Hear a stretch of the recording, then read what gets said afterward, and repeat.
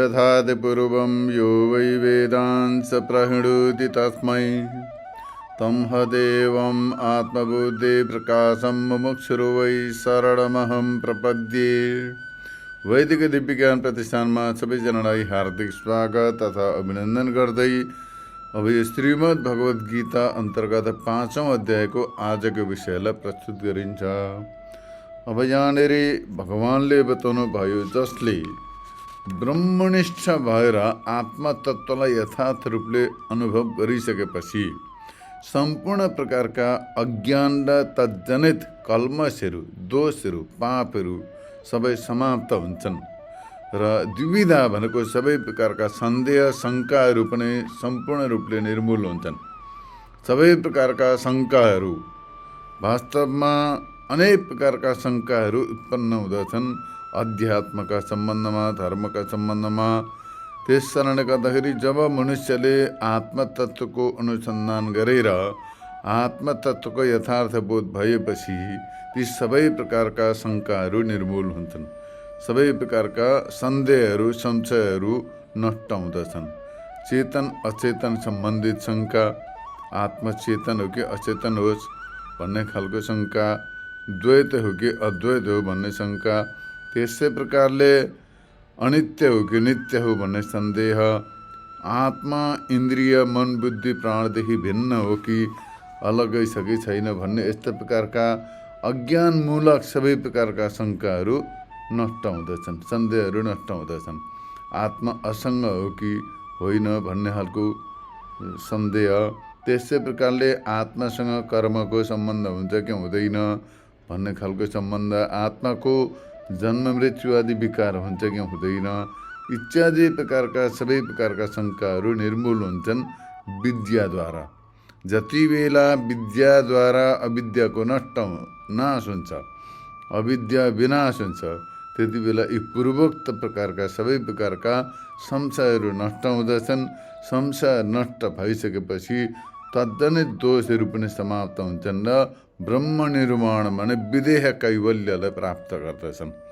विदेह कैवल्यको स्थितिमा आरूढ हुन सकिन्छ। यस्ता प्रकारले यहाँ पहिले बताइयो। अब अगाडि बताउनुहुन्छ यहाँ कि काम क्रोधले रहित भएर, काम र क्रोध माने रिसले रहित भएर सदैव आत्मनिष्ठाद्वारा स्थित हुने ज्ञानीलाई नै जीवन मुक्ति प्राप्त हुन्छ। माने जीवन मुक्तको सुख र परम शान्तिको अनुभव हुन सक्दछ, विदेह मुक्ति प्राप्त हुन सक्दछ, अरूलाई हुन सक्दैन। यस्ता प्रकारका आशयले बताउनुहुन्छ।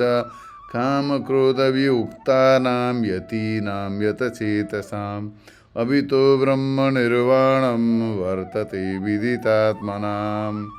काम र क्रोधले रहित चित्तलाई आफ्नो बसमा राख्ने आत्मज्ञानी सन्यासीलाई मात्रै, यतिलाई मात्रै विदेह दशा माने विदेह मुक्ति प्राप्त हुन्छ, ब्रह्मानन्दको अनुभव हुन्छ, ब्रह्मानन्द स्वरूप तत्त्वको अनुभूति हुन्छ, अरूलाई हुँदैन। यस्तो प्रकारले यहाँ बताउनु भयो। यो भावार्थ भयो। अब यसलाई व्याख्याद्वारा बुझ्न सकिन्छ। इच्छा रहित, काम माने इच्छा, इच्छालाई काम भनिन्छ। त्यस कारण कुनै प्रकारको लौकैषणा, पुत्रैषणा, वित्तैषणा अर्थात् धनको इच्छा, सन्तानको इच्छा र प्रतिष्ठाको इच्छा, मान प्रतिष्ठाको इच्छा, यस्ता प्रकारका इच्छाले रहित भएर एक परमब्रह्म परमात्मा प्रति समर्पित हुनु भक्तिको प्रथम लक्षण हुन्छ। त्यस कारणले गर्दाखेरि यी सबै इच्छालाई नष्ट गरेर, यी इच्छाहरू हुँदाखेरि भक्ति हुँदैन। सांसारिक इच्छा पनि ईश्वरको भक्ति पनि एकैसाथ हुन सक्दैनन्। त्यस कारणले गर्दाखेरि या त भक्ति रोज्नु पर्यो या त सांसारिक विषय पूर्तिमा लाग्नु पर्यो। संसारको विषयको पूर्ति गर्दै यता भक्ति पनि गर्छु भन्दाखेरि त्यो कुनै पनि सफल हुँदैन। त्यस कारणले गर्दाखेरि भक्तिलाई प्राथमिकता दिनुपर्दछ। व्यवहारमा पनि भगवानको भक्तिलाई प्राथमिकता दिएर ईश्वरको भक्ति गर्नु पर्यो र संसारको व्यवहार पनि साथमा चलाउनु पर्यो, जीवन यात्राका लागि मात्रै। अत ज्ञानका शत्रु हुन् काम र क्रोध। भक्तिका पनि शत्रु हुन् काम र क्रोध। त्यस कारणले गर्दा यी दुवै काम र क्रोधलाई जित्नु पर्यो साधकले। यी दुवै काम र क्रोधले वेदान्तको श्रवण मनन र समाधिको विनाशमा यिनीहरू परम कारण हुन्, यिनीहरूलाई सफल हुन दिँदैनन्। यी काम र क्रोधले नै व्यक्तिलाई श्रवण मनन निधिध्यासन गर्न दिँदैनन्। त्यस कारणले गर्दाखेरि यी वेदान्तको श्रवण मनन निधिध्यासन तथा ईश्वरको उपासना गर्नप्रति एकदमै विनाशक कारण हुन् काम र क्रोध। अतः काम र क्रोधका कारणले गर्दाखेरि मनुष्यले वेदान्तको श्रवण पनि गर्न सक्दैन, मनन पनि हुन सक्दैन, निधिध्यासन गर्न सक्दैन, ईश्वरको भक्ति उपासना पनि गर्न सक्दैन। अतः यी काम र क्रोधलाई सर्वप्रथम नष्ट गर्नु पर्यो। अब कसरी नष्ट गर्ने भन्ने सम्बन्धमा पहिले तृतीय अध्यायमा पनि बताइएको थियो।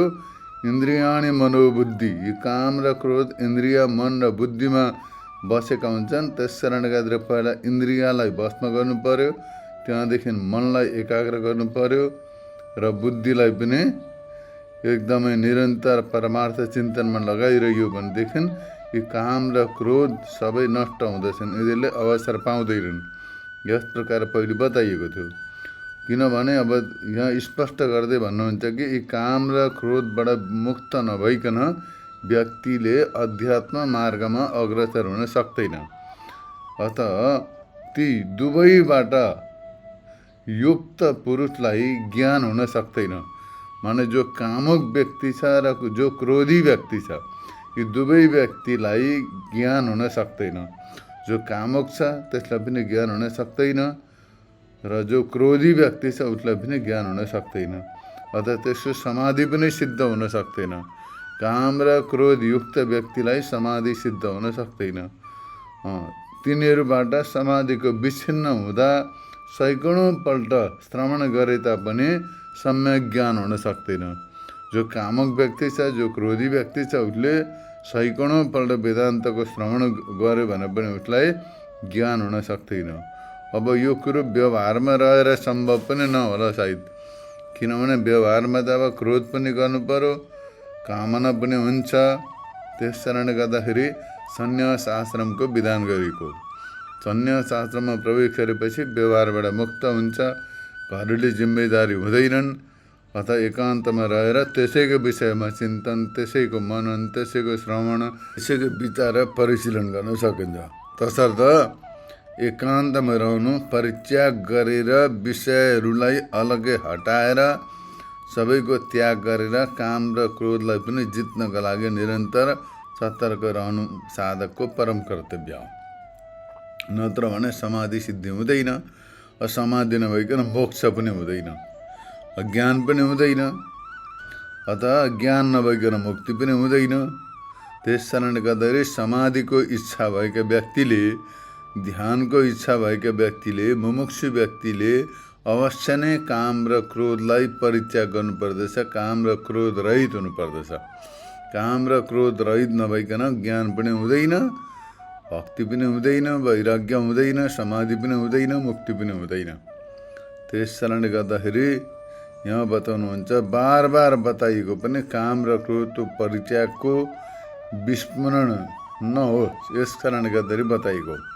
बार बार बताइएको छ। काम र क्रोधलाई परित्याग गर्ने सम्बन्धमा एकपल्ट होइन, बारम्बार बताइएको छ। किनभने यो चाहिँ स्मरणमा रह्यो, नबिर्सियोस् व्यक्तिले भनेर बताइएको थियो। काम क्रोध वियुक्तानाम इति यस प्रकारले बताइँदैछ।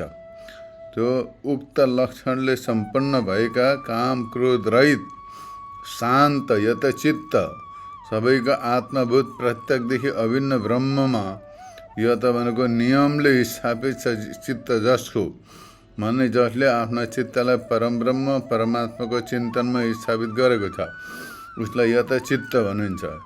यतचित्त माने चित्तलाई जितेको छ, सबै विषयबाट नियन्त्रित गरेर परमार्थ चिन्तनमा लगाएको छ भने यस्ता प्रकारका यतचित्त यानि सदैव ब्रह्ममा स्थित रहने भन्ने अर्थ बुझिन्छ। यसर्थ विदितात्मा माने जसले आत्मा तत्त्वलाई जानेको छ। विदित आत्मा माने जसले आत्मा तत्त्वलाई जानेको छ। म चाहिँ विशुद्ध सच्चित आनन्द स्वरूप ब्रह्मस्वरूप हुँ। म शरीर प्राण मन बुद्धि इन्द्रिय मध्ये कुनै पनि होइन, यी सबैको साक्षी स्वरूप ब्रह्मस्वरूप हुँ भनेर यस्तो प्रकारले आफ्नो आत्मस्वरूपलाई जसले जानेको छ र सर्वात्मक आत्मा निर्विशेष परमात्मा यी दुवै विषयलाई जसले स्पष्ट रूपले जानेको छ, एकत्व रूपले जानेको छ, सम्यक प्रकारले आत्मा तत्त्वलाई जान्ने ब्रह्मवेत्ता माने ब्रह्मज्ञानी व्यक्ति, यस्ता प्रकारका ब्रह्मज्ञानी व्यक्तिलाई नै अभित भनेको सबै उभयतः माने जीवित दशामा र विदेह दशामा माने जीवन दशामा पनि जिउँदो छँदा पनि र शरीर छुटेपछि पनि दुवैमा ब्रह्म निर्वाण भनेको ब्रह्मानन्दको अनुभव हुन्छ। जीवित दशामा पनि ब्रह्मानन्दको अनुभव हुन्छ र शरीर छुटेपछि पनि ब्रह्मानन्दको अनुभव हुन्छ। दुवै स्थितिमा ब्रह्मानन्दको अनुभव हुन्छ। कसलाई? जसले ब्रह्म तत्त्वलाई जानेको छ। काम र क्रोधदेखि रहित भएर सबै बाहिरका विषयलाई परित्याग गरेर निर्विशेष ब्रह्म तत्त्वलाई जसले आत्माको यथार्थ स्वरूपलाई जानेको छ, आत्मा र परमात्माको एकत्व बोध सम्पन्न भएको छ भने उसले जीवित अवस्थामा पनि परमानन्दको अनुभव गर्दछ र शरीर छुटेपछि पनि विदेह कैवल्यलाई प्राप्त गर्दछ। अतः यसबाट यो सूचित हुन्छ कि विक्षेपको कारण काम र क्रोध आदिको टाढैबाट परित्याग गरेर समाधि निष्ठामा नै स्थित हुने यतिलाई सम्यक ज्ञान र त्यसको फल मोक्ष प्राप्त हुन्छ। यस्ता प्रकारले यहाँ यो श्लोकको तात्पर्य अर्थलाई बताइयो। यस्ता प्रकारले सम्यतात्मनाम भन्ने वाक्यबाट सम्यक ज्ञान र त्यसको फलको सिद्धिका लागि परम कारण समाधि हो। माने समाधि नै सम्यक ज्ञान र त्यसको फलको सिद्धिको कारण हो। अतः निरन्तर समाधिको अभ्यास गर्नुपर्दछ भनेर यस्तो प्रकारले सूचित गरेपछि अब साधना सहित त्यसै समाधि योगको उपदेश गर्नको इच्छाले भगवानले यहाँनिर बताउनुहुन्छ। त्यसको सूत्र रूप 3 श्लोकद्वारा बताउनुहुन्छ। यसमा पहिले 2टा श्लोकबाट निधिध्यासन गर्नेलाई 6 अन्तरङ्ग साधनको अनुष्ठान गर्नुपर्ने आवश्यकता बताउनुहुन्छ। यस्तो प्रकारले अब त्यो बताउँदै भन्नुहुन्छ भगवानले, परसान कृत्वा बहिर्बाह्यां चक्षुश्चैवान्तरे भ्रुवोः प्राणापानौ समौ कृत्वा नासाभ्यन्तरचारिणौ यथेन्द्रियमनोबुद्धिर्मौनिर्मोक्षपरायणः विगतेच्छा भय क्रोधो यः सदा मुक्त एव सः। यस्ता प्रकारले 2टा श्लोक छन्। 27 र 28 श्लोकद्वारा यो अन्तरङ्ग साधन बताउँदै भगवानले बताउनुहुन्छ कि बाह्य विषयहरूलाई मनले हटाएर, बाहिर विषयलाई खालि विषय त्यागेर होइन, मनले हटाउनु पर्यो बाहिरका विषयलाई र दृष्टिलाई कसरी ध्यान गर्ने भन्ने बताउँदै हुनुहुन्छ है। जब ध्यानमा बसिन्छ, मेडिटेसनमा बसिन्छ, ब्रह्मचिन्तनमा बसिन्छ, त्यति बेला सर्वप्रथम बाहिर विषयलाई मनले हटाउनु पर्यो। मनले बाहिरका विषयलाई चिन्तन गर्नु भएन। त्यो बाहिरका विषयलाई मनले हटाएर आफ्नो दृष्टि जो छ ती दृष्टिलाई दुवै भाउको बिचमा राख्नु पर्यो। माने आँखा बन्द गरेर अर्ध खुली आँखा भनिन्छ। आँखा पुरै बन्द गरेर भने निदाउँछ, आँखा पुरै खुलै राख्दा मन चञ्चल हुन्छ। आँखालाई अलिकति आधा खुला राखेर चाहिँ भाउ भनेको 2टा आँखाका बिचमा आज्ञा चक्र जहाँ छ त्यसमा स्थित राखेर तथा नासिकाको भित्र सञ्चार हुने प्राण र अपानलाई सम गर्नु। माने प्राणवायुलाई पनि संयम गर्नु। प्राणवायु एकदम जस्तो चल्दैछ एकदम शान्त राख्नु पर्यो। पहिले गहिरो 10 पल्ट सास लिँदै छोड्दै गरेर फेरि आरामसँगले शान्तसँग छोडिदिएपछि सास एकदम सम हुन्छ। त्यसमा सम भएर इन्द्रिय मन र बुद्धिलाई आफ्नो वशमा गर्नुपर्दछ। इन्द्रिय मन र बुद्धिलाई आफ्नो वशमा गरेर त्यो मोक्ष परायण इच्छा भय र क्रोधले रहित भएको मुनि सदैव मुक्त हुन्छ। यस्ता प्रकारले बताउनु भयो। माने सर्वप्रथम ध्यानमा बस्ने व्यक्तिले विषयलाई मनले हटाउनु पर्यो, दृष्टिलाई दुवै भाउको बिचमा राख्नु पर्यो तथा नासिकाको भित्र सञ्चार हुने चल्ने वायुलाई प्राणवायुलाई सम गर्नु पर्यो र इन्द्रिय मन र बुद्धिलाई आफ्ना बसमा गरेर सदैव मोक्षपरायण भएर इच्छा भय र क्रोधले रहित भएपछि त्यस्तो प्रकारको मुनि नै मुक्त हुँदछ। यस्तो प्रकारले यहाँ बताउनु भयो। अब यहाँ यस्तो प्रकारको प्र्याक्टिकल कुरो बताएको छ। यहाँ यसमा कुनै प्रकारको पन्थ कुनै सम्प्रदाय इत्यादिको मतलब हुँदैन। यहाँ सिक्नु जान्नु र अभ्यास गर्नुसँग मतलब राखेर बताउँदै हुनुहुन्छ भगवान्ले। यस्तो प्रकारले भन्नुहुन्छ। अब यसरी अब यो भावार्थलाई बताएपछि यसको व्याख्याद्वारा यसलाई बुझिन्छ। आत्मादेखि बाहिरको भ्रान्तिद्वारा कल्पित पदार्थ जति पनि छन् तिनीहरूलाई बाह्य भनिन्छ। आत्मादेखि भिन्न जति पदार्थहरू परिकल्पित छन् तिनीहरू सबै बाह्य हुन्। जस्ता प्रकारले डोरीमा सर्प देखियो भने त्यो डोरीमा देखिने सर्प के हो भन्दा बाह्य हो, त्यो बाह्य हो, अलगै हो, भिन्नै हो। ठुटामा भूत देखियो भने ठुटामा देखिने भूत जो हो त्यो बाह्य हो। त्यस्तै प्रकारले एक अद्वितीय ब्रह्म चैतन्यमा ब्रह्म अधिष्ठानमा परिकल्पित यो साराका सारा नाम रूपात्मक जगत जो हो यो बाह्य हो। यसलाई बाह्य भनिन्छ। बाह्य भनेको बाहिर, अलगै, भिन्न। यस्तै प्रकारले साराका सारा भ्रान्ति जो कल्पित पदार्थ बाह्य हुन्। ती सबै बाह्य पदार्थहरूको स्पर्श माने ती बाह्य पदार्थहरूलाई परित्याग गरेर हटाएर कसरी भन्दा शब्दादि विषयहरूलाई बाहिर गरेर रूप रस गन्ध स्पर्श शब्दतिर मनुष्यको मन त्यसमा भुलिन्छ र तर त्यो मनद्वारा नै ती बाहिरका पदार्थलाई परित्याग गरेर कुनै प्रकारको तिनीहरूको स्मरण नगरिकन बार बार स्मरणमा आउँछ नि त। जति त्याग्न खोज्छ त्यति याद आउँछ। त्यस कारणले गर्दा ती पदार्थलाई हटाउनु पर्यो। अब कसरी हटाउने त भन्दाखेरि त्यो अधिष्ठानको चिन्तन गर्नु पर्यो। यदि त्यो डोरीमा देखिने सर्पको याद आयो भने त्यो डोरीको याद गरेपछि सर्प आफै हट्छ। सर्पको चिन्तन हुँदैन अधिष्ठानको याद गरेपछि। ठुटामा देखिने भूतको बार बार याद आयो भनेदेखि त्यो ठुटोको स्मरण गरेपछि त्यो त भूत थिएन, त्यहाँ ठुटै मात्रै छ। आफै त्यो ठुटो भूत आफै हटेर जान्छ। त्यसै प्रकारले यहाँनिर एक अद्वितीय ब्रह्म चैतन्यमा आत्मा चैतन्यमा अध्यास छ। यसमा देखिने जो नाम रूपात्मक जगत छ त्यो जगतलाई पनि असत्य हो, मिथ्या हो, ब्रह्म मात्रै सत्य हो भनेर जानेपछि त्यो त्यस्तो प्रकारले हट्दछ। यस्तो प्रकारले तिनीहरूलाई बाहिर हटाएर माने स्मरण नगरेर नाम रूपलाई छोडेर केवल अधिष्ठानको मात्रै चिन्तन गर्दै यताउताका दर्शनहरूलाई छोडेर माने घरिघरि घरि पश्चिमतिर घरि पूर्वतिर घरि उत्तरतिर घरि उँभोतिर घरि उँधोतिर हेर्ने जो आँखाको बानी छ आँखाबाट चञ्चल हुन्छ। त्यस कारणले गर्दा त्यो आँखालाई बन्द गरेर कहाँनिर राख्ने बन्द गरेर पुरै बन्द गरेर पनि निदौला।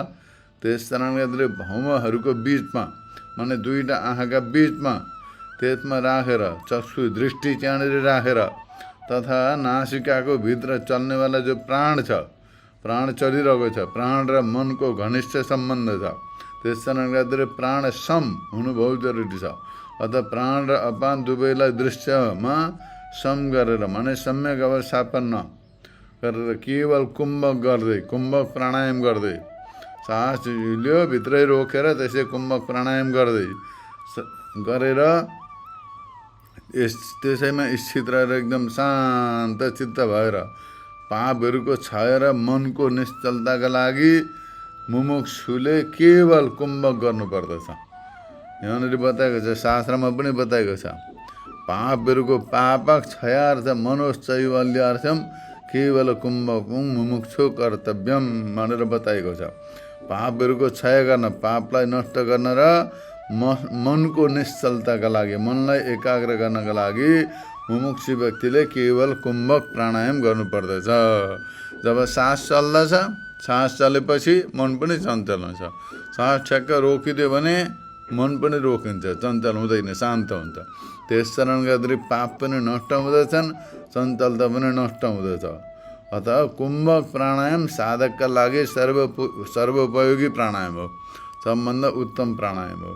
अतः पापको क्षय र मनको निश्चलताका लागि मुमुक्षुले केवल कुम्भक प्राणायाम गर्नुपर्दछ।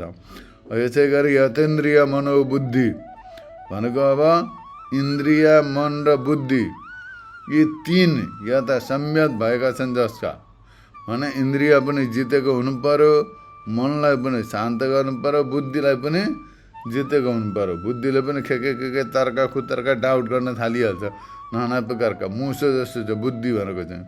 बुद्धि चाहिँ जसो मुसो, मुसाले जसरी केही भेटेन कोत्राउनु थाल्छ नि, कुटु कुटु कुटु कुटु कुटु पार्छ, त्यसलाई काटेर टुक्रा टुक्रा बनाएर नष्ट गरिदिइहाल्छ। त्यस कारणले गर्दाखेरि गणेशजीले मुसालाई वाहन बनाएको छ नि, माने बुद्धिलाई आफ्ना बसमा गरेको हुनुपर्दछ। जस्तो प्रकारले गणेशजीले मुसालाई वाहन बनायो भन्नुको तात्पर्य त्यो मुसो होइन, त्यो बुद्धिलाई आफ्ना नियन्त्रणमा गरे उनले। बुद्धिलाई नियन्त्रणमा गरे। गणेशजीको स्वरूपको आफैमा एउटा अद्भुत अर्थ छ। त्यस कारणले गर्दाखेरि गणेशजीका कान ठुला छन्। ठुला कान माने एकदम कान खोलेर सुन्नुपर्छ, राम्रो कुरा ध्यान दिएर सुन्नुपर्दछ। आँखा बहुत साना छन् भन्नुको मतलब दृष्टि बहुत सूक्ष्म हुनुपर्दछ। सफ्टल एप्रोच हो त्यसमा, दृष्टि बहुत सूक्ष्म हुनुपर्दछ। सुन्नमा, उपदेश सुन्नमा एकदम खुला भएर सुन्नुपर्दछ।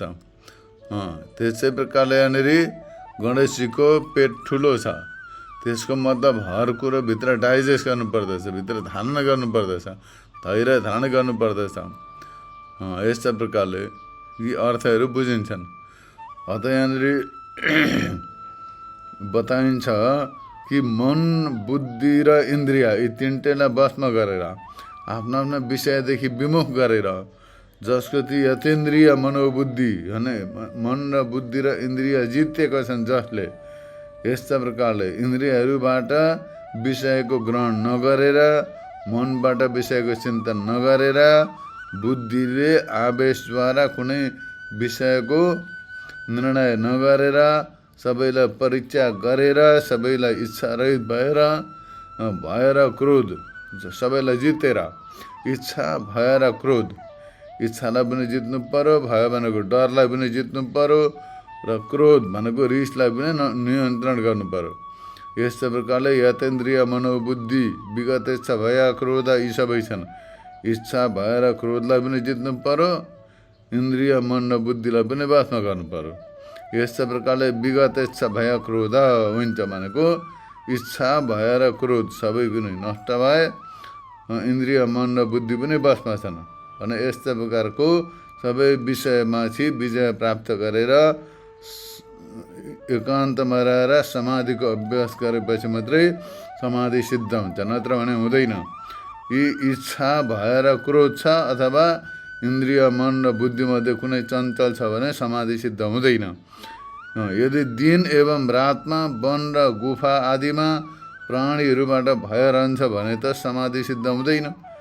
अब कहीँ कोही व्यक्ति एकान्तमा गएर बस्यो भनेर जङ्गलमा त गयो, तर डरले रात दिन थरथर काँपिरहन्छ भने त्यसको समाधि सिद्ध हुँदैन।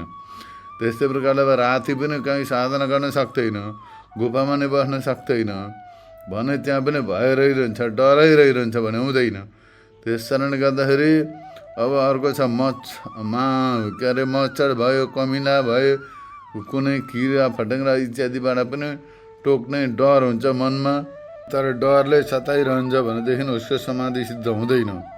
त्यसै गरी अब क्रोध आउँदछ भने पनि समाधि सिद्ध हुँदैन। अब कमिलाले टोक्दा, मच्छरले टोक्दा केही होला, त्यस्तो प्रकारको अब बाँदरहरूले सताउलान् केही भएर उनीहरूदेखि क्रोध आयो, रिस उठ्यो भने पनि त्यो रिसले समाधि सिद्ध हुन दिँदैन।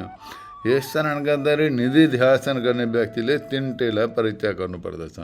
इन्द्रिय मन र बुद्धिलाई पनि वशमा गर्नुपर्दछ, काम क्रोध र भयलाई पनि जित्नु पर्दछ। इच्छा भएर क्रोध, इच्छा माने काम, इच्छा भएर रिस, यी तिनटैलाई पनि जित्नु पर्दछ। यो कुरो ध्यान राख्नु होला।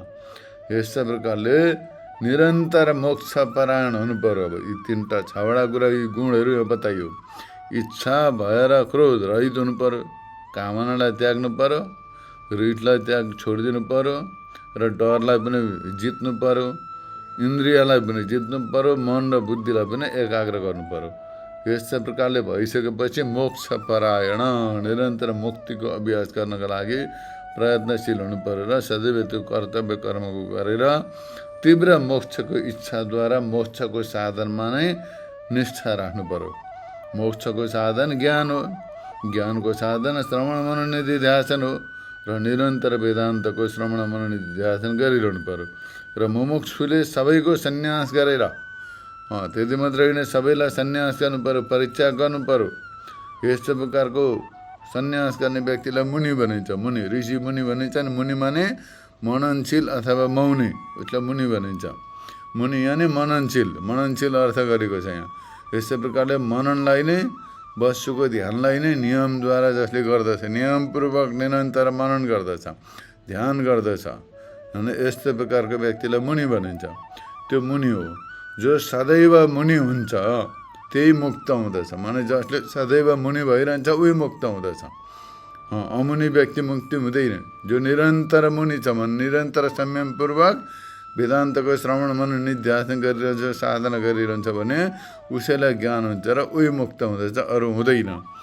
अब यस्तो प्रकारको जो मुनि छैन, इच्छा भएर क्रोधले सताइरहेको छ, इन्द्रिय मन बुद्धि बस्न छैनन् भने त्यस्तै प्रकारका व्यक्तिले सैकडौँपल्ट वेदान्तको श्रवण गरे तापनि हुँदैन, उसलाई ज्ञान हुँदैन। ज्ञान नभएपछि मुक्ति पनि हुँदैन। त्यस कारणले गर्दा यी प्र्याक्टिकल विषय हो। यस्तो प्रकारले यहाँ यी दुईटै श्लोकको अर्थद्वारा साधकका लागि अन्तरङ्ग साधनहरू बताइयो। अब यस्तै प्रकारले अब 5औं अध्यायको यो प्रस्तुत अध्यायको अन्तिम श्लोकमा भगवानले बताउनुहुन्छ, उक्त दुई श्लोकहरूद्वारा ध्यान गर्ने मुमुक्षु ध्याताको लागि, साधकका लागि र ध्यान गर्नेका लागि साधनको र ध्यानको निरूपण गर्यो। कसरी बस्ने, कसरी ध्यान गर्ने भन्ने सम्बन्धमा निरूपण गरेपछि अब यो तेस्रो श्लोकबाट ध्येय वस्तुको निरूपण गरिन्छ।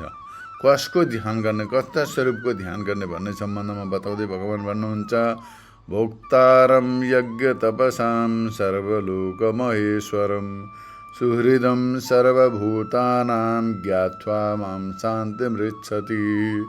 अर्थात् निधिध्यासन गर्ने यति जो निधिध्यासन गर्दैछ, श्रवण मनन गरेर निधिध्यासन गर्न आरम्भ गरेको छ भने यज्ञ र तपको भोक्ता, उसले विचार गर्नु पर्यो। यज्ञ र तपस्याको भोक्ता, सम्पूर्ण लोकहरूको महेश्वर, सम्पूर्ण प्राणीहरूका सुहृद, परमब्रह्म परमात्मालाई जानेर परम शान्तिलाई प्राप्त गर्दछ।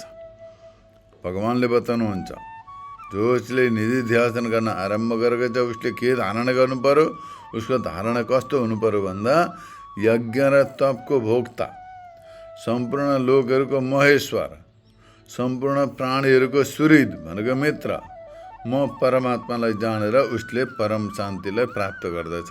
यस्तो प्रकारले यहाँ भावार्थ बताइयो। अब यसलाई व्याख्याद्वारा स्पष्ट रूपले बुझिन्छ। अब उक्त साधन सम्पन्न, योभन्दा पहिले जुन साधनाको विवेचना गरियो त्यस्ता प्रकारका साधनाले सम्पन्न भएर निधिध्यासन गर्ने यति माने सन्यासी जो छ उसले श्रौत, स्मार्त र यज्ञ तथा सत्य, श्रुत, शान्ति आदि तप एवं अन्य कर्महरूको जो फल छ त्यसको भोक्ता माने आत्मा। यी सबै प्रकारको जो कर्महरूको फल छ, श्रौत कर्म छन्, स्मार्त कर्म छन्, तिनीहरूद्वारा सम्पादित विहित जो यज्ञहरू छन्, त्यस्तै प्रकारले सत्य, श्रुत, शान्ति आदि तपहरूको एवं अन्य कर्महरूको पनि जो फल छ त्यसको भोक्ता, त्यो फलहरूको भोक्ता जो छ आत्मा। उपाधि र उपाधिको धर्मको सम्बन्धले रहित आत्मस्वरूप अर्थात् ब्रह्मदेखि लिएर सम्म पर्यन्त सबै भूतहरूको आत्मा, ब्रह्माजीदेखि लिएर सामान्यभन्दा सामान्य एउटा क्षुद्र प्राणीहरूको आत्मा हुनाले गर्दाखेरि सुहृद माने सबैभन्दा श्रेष्ठ छ, सर्वोत्तम विषय हो, सर्वोत्तम वस्तु छ। आत्मादेखि उत्तम अरू केही वस्तु नै छैन। उत्तम वस्तु प्राप्त गरे, उत्तम वस्तु जाने भन्छ मनुष्यले लौकिक विषयलाई प्राप्त गरे, तर होइन, ती लौकिक विषय सबै नष्ट हुने हुन्, परिवर्तनशील छन्, उत्पत्तिशील छन्, विकृत छन्। तर अब एक आत्मा अद्वितीय चैतन्य स्वरूप मात्रै शुद्ध छ, सर्वोत्तम वस्तु। यस्तो प्रकारले त्यो ब्रह्माजीदेखि लिएर एउटा तृण, एउटा सानो बालुवाको कणसम्म सबैको अन्तरात्मा हो, सबै भूतहरूको आत्मा हुनाले गर्दाखेरि त्यो परमब्रह्म परमात्मा नै सर्वश्रेष्ठ हो, सर्वोत्तम हो। अथवा सबै भूतहरूको सु भनेको शोभन, हृद भनेको हृदय जसको उपलब्धि स्थान छ, माने परमात्माको कहाँ उपलब्धि हुन्छ, परमात्माको साक्षात्कार कहाँ हुन्छ त भन्दाखेरि शुद्ध हृदयमा हुन्छ। त्यस्तो शुद्ध हृदयलाई सुहृद भनिन्छ। सुहृद शब्दको अर्थ हो शुद्ध हृदय। त्यस्तै प्रकारको शुद्ध हृदयमा मुमुक्षु साधकका शुद्ध हृदयमा जसको उपलब्धि हुन्छ, साक्षात्कार हुन्छ, त्यस्तो प्रकारको परम ब्रह्म स्वरूप जो सुहृद छ, यानी सबै भूतहरूका हृदयमा आत्मस्वरूपले वर्तमान छ, विद्यमान छ, सबै लोकहरूको महेश्वर पनि हो। माने जो देखिन्छ त्यसलाई लोक हुन्छ। लोक शब्दको अर्थ के हो त भन्दाखेरि लोक्यन्ते इति लोकाः, माने जो देखिँदैछ सबै सारा दृश्य जगत जो छ त्यसलाई लोक भनिन्छ। त्यो सबै लोकहरू अव्यक्तदेखि लिएर स्थूलसम्म, अव्यक्तदेखि स्थूलसम्म लोकहरू पनि धेरै छन्। अब यस्तो प्रकारले देखिँदैछ जो यो सबै देखिने जगत त्यति मात्रै होइन, नदेखिने पनि बहुत छ। तर मनुष्यले देखेको मात्रै मान्दछु, नदेखेको मान्दिनँ भन्छ, होइन त्यो त्यस्तो प्रकारले चल्दैन। किनभने दिउँसो तारा देखिँदैनन् त तारा छैनन् भन्ने कुरा आउँदैनन्। त्यस्तै प्रकारले रात्रि घाम देखिँदैनन्, त्यो घाम छैनन् अब भन्ने कुरा आउँदैन।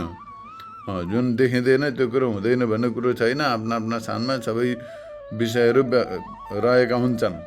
त्यस कारणले गर्दा अव्यक्तदेखि लिएर स्थूल जगत पर्यन्त तिनीहरूदेखि महत्तम आदि सन्निधि मात्रबाट सबैलाई चलाउनेवाला जो सारा लोक विश्व ब्रह्माण्डको सञ्चालक जो छ, सबै रनर हो, यस्तो प्रकारको सचेष्टा गर्दछ, चेष्टा गरेर सबैलाई चलाइरहेको छ, नचाइरहेको छ। त्यो ईश्वर हो। ईश्वर जसका सङ्कल्पले गर्दाखेरि उत्पत्ति भयो, चलन भइरहेको छ, जसको सङ्कल्पले मात्रै चलिरहेको छ र अन्तिममा गएर जसका सङ्कल्पले मात्रै सम्हार हुन्छ। ईश्वरले संसारलाई चलाउँदछन् भनेको मतलब यहाँ हलो जोत्छन्, कार्पेन्टरको काम गर्दछन्, रुखमा फलाउँछन्, फल लगेर जोडिदिन्छन् भन्ने कुरो होइन नि। ईश्वरको त सङ्कल्प मात्रै पर्याप्त हो। इच्छाञ्चक्रे ईश्वरले इच्छा गरे सारा विश्व ब्रह्माण्ड खडा भयो। ईश्वरले इच्छा गर्दछन्, चलिरहन्छ। ईश्वरको इच्छा हुन्छ, सम्भार हुन्छ, प्रलय हुँदछ। त्यसले गर्दाखेरि सत्य सङ्कल्प भनेर भनिन्छ। मनुष्यले चाहिँ सङ्कल्प मात्रै गरेर हुँदैन। मनुष्यले सोच्छ कि म बिल्डिङ बनाउनु पर्यो भनेर सङ्कल्प मात्रै गऱ्यो भनेदेखि बिल्डिङ बनिँदैन। त्यसका लागि पैसो चाहियो, प्लट चाहियो, सामान चाहियो, मिस्त्री चाहियो, इन्जिनियर चाहियो, सबै गरेर इत्यादि गरेर बनाउनु पर्यो। अनि त्यो बनाएपछि मात्रै बनिन्छ। तर ईश्वरको त्यस्तो होइन। ईश्वरले सङ्कल्प गरे तुरन्त तयार हुन्छ। यस्तो त्यस कारणले गर्दाखेरि सारा लोकहरूको ईश्वर हुन्, जसका सङ्कल्पले गर्दाखेरि सबै चलिरहन्छ। त्यसै प्रकारका परम ब्रह्म परमात्मा ईश्वर उनीलाई महेश्वर भनिन्छ। महान हुनाले गर्दाखेरि उनीलाई महेश्वर भनिन्छ। महान ईश्वर महेश्वर। ईश्वर सबैभन्दा महान हुनाले गर्दाखेरि महेश्वर भनिन्छ। त्यो सर्वलोक महेश्वरम यानि सर्वात्मक, सबैको आत्मस्वरूप सच्चित आनन्दिक रस म परमात्मालाई जानेर, परमब्रह्म परमात्मालाई जानेर, प्रत्येगात्मा मलाई नै परमब्रह्म जानेर, माने सबैका हृदयमा विराजमान जो आत्मा चैतन्य छ त्यो ब्रह्मस्वरूप हो। ब्रह्म स्वयं पनि ब्रह्मस्वरूप हो। यी सबै ब्रह्मस्वरूप हो। ब्रह्म तत्त्वदेखि भिन्न त केही पनि छैन। यस्ता प्रकारले जानेर अनुभव गरेर म प्रत्येगात्मा परम ब्रह्मको मनन एवं ध्यान गरेर, माने त्यस्तै प्रकारले परम ब्रह्म परमात्मालाई जानेर निरन्तर उनीको मनन र उनीको ध्यान गरेर परम शान्तिलाई प्राप्त गर्दछ। माने परम शान्ति संसाररहित परम ब्रह्म परमात्माको स्वरूपको अनुभव गर्दछ र मुक्त हुँदछ। यस्ता प्रकारले यहाँ बताइएको छ। ब्रह्म भावलाई प्राप्त हुँदछ माने उसले पनि यस्तो परम ब्रह्म परमात्मालाई जानेपछि ब्रह्मविद ब्रह्मैव भवति, माने ब्रह्म स्वरूपलाई जानेपछि आफू स्वयं पनि ब्रह्मस्वरूप हुन्छ। ब्रह्म तत्त्वलाई जानेपछि ब्रह्मस्वरूप हुन्छ। कसरी? जस्तो प्रकारले सागरको लहर छ, त्यो सागरको लहरले पहिले त्यो वेभ जो छ त्यसले पहिले म सागरदेखि भिन्न हुँ भन्ने जानेको थियो, त्यसो भ्रम थियो। तर कालान्तरमा उसले अनुभव गर्यो कि म त सागर स्वरूप हुँ। पहिले पनि सागरै थियो, त्यो सागरदेखि भिन्न थिएन, भ्रम थियो भिन्न भएको। तर अन्तिममा गएर फेरि सागर स्वरूपै भनेर अनुभव गरेपछि त्यो सागर स्वरूपै थियो, सागर स्वरूपै छ, सागर स्वरूपै रहन्छ। त्यो तरङ्गको भिन्न अस्तित्व हुँदैन। त्यस्तै प्रकारले जीव पनि पहिलेदेखि ब्रह्मस्वरूपै थियो, अहिले ब्रह्मस्वरूपै छ र ब्रह्मस्वरूपै रहिरहन्छ। तर त्यो भ्रमले गर्दाखेरि आफूलाई भिन्न सुखी दुखी जन्मिने मर्ने शूद्र मानेको छु। तर वेदान्तको श्रवण मनन निध्यासन गरेर ज्ञान प्राप्त गरेपछि आफूलाई ब्रह्मस्वरूप जान, ब्रह्मस्वरूप ब्रह्मको तत्त्वको अनुभव गरो, साराका सारा जगत ब्रह्मस्वरूप हो, म पनि ब्रह्मस्वरूप हो भनेर जान, ऊ ब्रह्मस्वरूपै भयो। यस्ता प्रकारले ब्रह्मस्वरूप भएपछि ब्रह्मस्वरूप नै ब्रह्म भावलाई प्राप्त गर्दछ। असली स्वरूपलाई उसले अनुभव गरो, असली स्वरूपलाई उसले अनुभव गरो। यस्ता प्रकारले जस्ता प्रकारले कुनै एउटा बाघको बच्चो भेडाका बथानमा गएर छोडियो, भेडाका बथानमा गएर बाघले बच्चालाई जन्म दियो, बाघ गयो, केही भयो उसको दुर्घटनामा पर्यो। अब बिचरा त्यो बाघको बच्चो भेडाका बथानमा बसेर त्यहीँ हुर्के आफूलाई भेडै मान्न थाल्यो। तर कालान्तरमा गएर अर्का बाघले आएर हेर्दछ, शिकार गर्नको लागि त्यहाँ त बाघ पनि छ, भेडासँग चलिरहेको छ। त्यहाँबाट अचम्म पर्दछ र त्यो बाघलाई सम्झाउन बुझ्न कोसिस गर्दै पहिले मान्दैन, नमानेपछि गएर एउटा पोखरीमा गएर देखाउँदछ, हेर तँ र म उस्तै हुँ, तँ भेडो होइन बाघ होस् भन्दाखेरि उसले अनुभव गर्दछ, सेल्फ रियलाइजेसन गर्दछ। अब पहिलेदेखि बाघै थियो नि, भेडो त थिएन नि त ऊ, तर अब आफूलाई मानेर बसिरहेको थियो। अन्तिममा गएर त्यो बाघले, जसले अब ब्रह्मज्ञानी माने बाघले उसलाई जनाएपछि उसले आफूलाई अनुभव गर्दछ। त्यस्तै प्रकारले संसारमा पनि मनुष्य कोही आफूलाई स्त्री पुरुष शूद्र जन्मिने मर्ने होइन, ब्राह्मण क्षत्रिय वैश्य शूद्र इत्यादि, अब वानप्रस्थ गृहस्थी सन्यासी इत्यादि आफूलाई मानेर बसेका छन् होइन। तर हो त्यसरी मानेर बसेकालाई कुनै ब्रह्मज्ञानी व्यक्तिले, कुनै जागेको व्यक्तिले श्रुतिका वाक्यहरूद्वारा, ऊ वेदान्त वाक्यहरूद्वारा तत्त्वमसि भनेर बारम्बार तिमी यो क्षुद्र प्राणी होइनौ, शरीर इन्द्रिय प्राण मन बुद्धि होइनौ, स्त्री पुरुष नपुंसक केही पनि होइनौ, तिमी चाहिँ शुद्ध चैतन्य स्वरूप हो भनेर यस्तो प्रकारले बार बार उपदेश गरेपछि र उसले बार बार श्रद्धापूर्वक भक्तिपूर्वक श्रवण मनन गरेपछि उसले अनुभव गर्दछ। र अनुभव गरेपछि ऊ स्वयं ब्रह्मस्वरूप हो। पहिलेदेखि नै ब्रह्मस्वरूपै थियो, तर मोहमा पर्यो, मोहमा फस्यो, अब त्यहाँबाट मुक्त हुन चाहँदैन, अब क्षुद्र विषयमा लागिरहेछ। त्यस कारणले गर्दा मोहमा फसेर बस्यो। त्यसरी बसेपछि मनुष्य त्यो बन्धनमा परेको थियो। तर वेदान्तको श्रवण मनन निध्यासन गरेर गुरुको कृपा आशीर्वाद अनुसार, गुरुको कृपा भने टाउका हात राखेर कुण्डली जगाउँछन् भने त्यो गुरुको कृपा होइन, त्यो हिप्नोटाइज गर्ने गुरुको काम होइन। गुरुको काम हो असली वस्तुलाई बताइदिने, वास्तविक तत्त्व यो हो भनेर तत्त्वको वास्तविक स्वरूपको कथन गर्दैन, गुरुको कर्तव्य र त्यो बताइदियो भनेदेखि त्यही हो गुरु कृपा। जनाइदिए अनुभव गरायो भने त्यही हो गुरु कृपा। कृपा भन्नुलाई चमत्कार गराउने, हातमा उछालेर नचाउने, माथि आकाशमा उडाउने, पानीमाथि कुदाउने, त्यस्तै प्रकारलाई त्यो कसैले गराउने, टाउका हात राखेर हिप्नोटाइज गरेर अथवा शक्तिपात गरेर इत्यादि बेहोस गराउने, कसैलाई नचाउने, बग्ला जस्तो थरथरी कामाउने, धामी जस्तो उफार्ने, त्यस्तो गर्ने गुरु होइन। गुरुको तात्पर्य हो, गु माने तत्त्व वस्तुको अन्धकार अज्ञान। गु भनेको के हो? तत्त्वको अज्ञान। रु माने त्यो तत्त्वको ज्ञान, जसले तत्त्व वस्तुका आत्मतत्त्व सम्बन्धित अज्ञानलाई हटाएर आत्मतत्त्व सम्बन्धित जो ज्ञान छ हो त्यो ज्ञान रूपी प्रकाशलाई फैलाइदिन्छ। र म चाहिँ यस्तो रहेछु होइन, शरीर प्राण मन बुद्धि इन्द्रिय शुद्र प्राण इत्यादि म होइन रहेछु, म चाहिँ शुद्ध आनन्द स्वरूप आत्मा रहेछु भन्ने कुरो यस्तो अनुभव गर्नु नै, त्यस्तो अनुभव गराइदिनु नै गुरुको कर्तव्य हो। र यस्तो प्रकारले यहाँ बताउनुहुन्छ, जसले यस्तो प्रकारले संयमित भएर परमब्रह्म परमात्माको स्वरूपलाई जान्दछ ऊ स्वयं पनि ब्रह्मस्वरूप हुन्छ। यस्तो प्रकारले अर्थ बुझ्नु पर्दछ। अथवा यज्ञ र तपहरूको भोक्ता कार्यरूप उपाधियुक्त तम पदार्थ। अब वेदान्तमा तत्त्वमसि महावाक्य छ। तत्त्वमसि महावाक्यमा 3टा शब्द छन्। तत्त्वम असि 3टा पदहरू छन्।